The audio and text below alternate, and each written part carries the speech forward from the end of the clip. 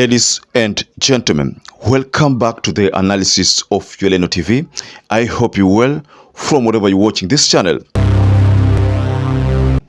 Now, on to a trending story. There was a midnight meeting that was organized by GACHAGUA soon after William Ruto had finished the meeting he conducted at the UDA headquarters.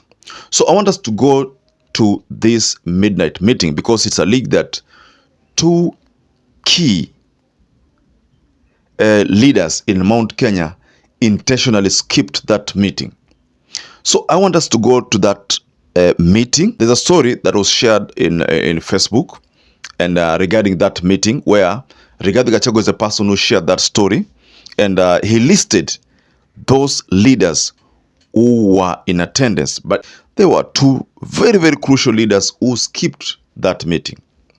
So before we go deeper into that story, like this video. It's so important if you support us by liking this video, because that is the only way YouTube will share this video.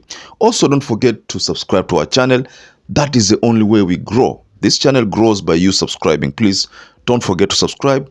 Please like this video.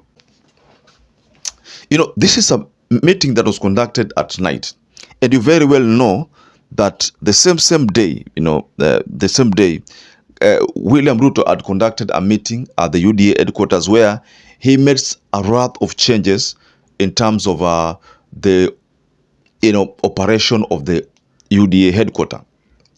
So this story, is so interesting because if you look at the listing of people who attended, there was expectation that NDINDI and Moses KURIA would be part and parcel of those people who attended that meeting.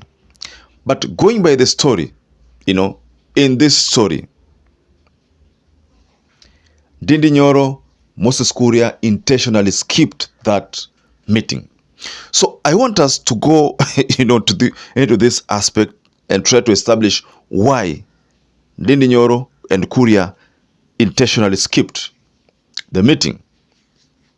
And also on the same note, I want us to establish why did GACHAGUA convene a meeting the same day Ruto had a meeting at the UDA headquarters. That is something we seek to establish in this analysis. But before you do that, you can also share your opinion below the comment section. Why do you think GACHAGUA decided that the same day Ruto convened a meeting is the same day he was going to convene a meeting of the Kikuyu leadership? I will tell you this. There exist two factions in UDA.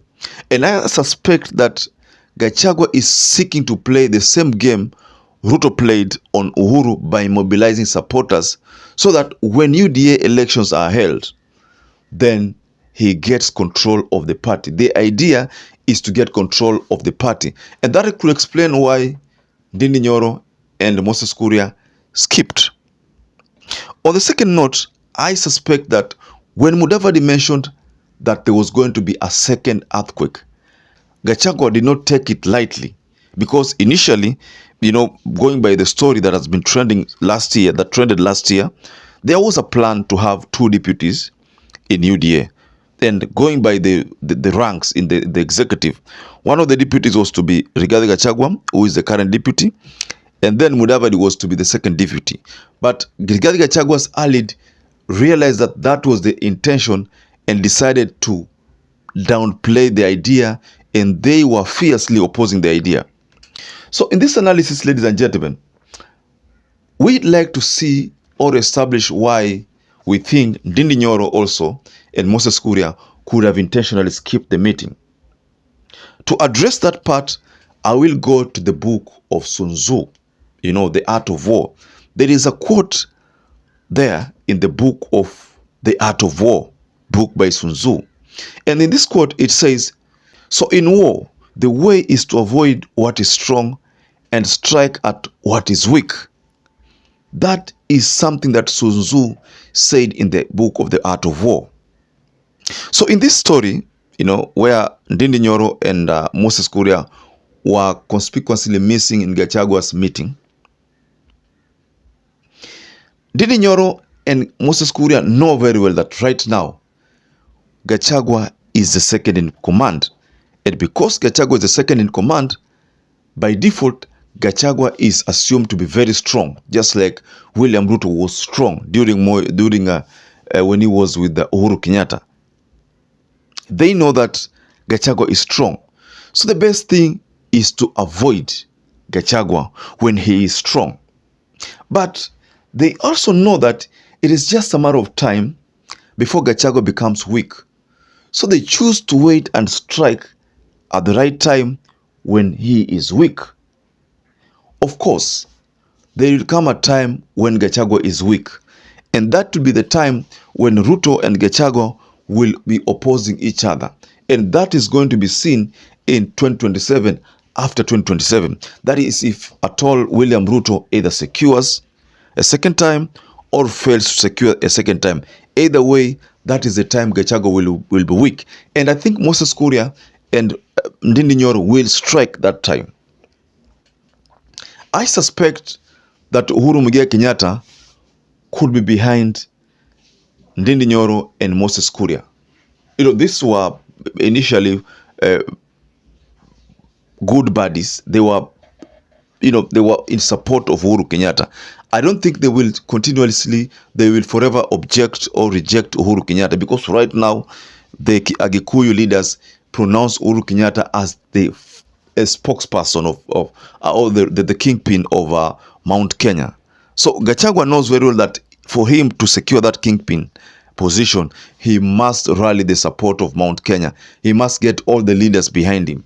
So the fact that Ndindi Nyoro and Moses Kuria are not supporting him still poses a very, very big challenge to this leadership position of Gachagua. So, ladies and gentlemen, what do you make of this U-turn by Ndindi Nyoro and Moses Kuria on Gachagua? Do you think there is something that is being planned, something that is happening behind the scene?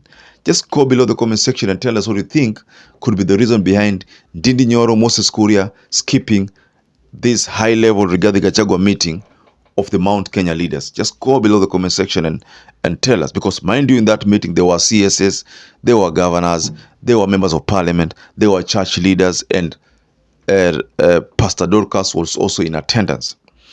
So, ladies and gentlemen, perhaps if you're watching this video and you've not subscribed, take 1 second and subscribe.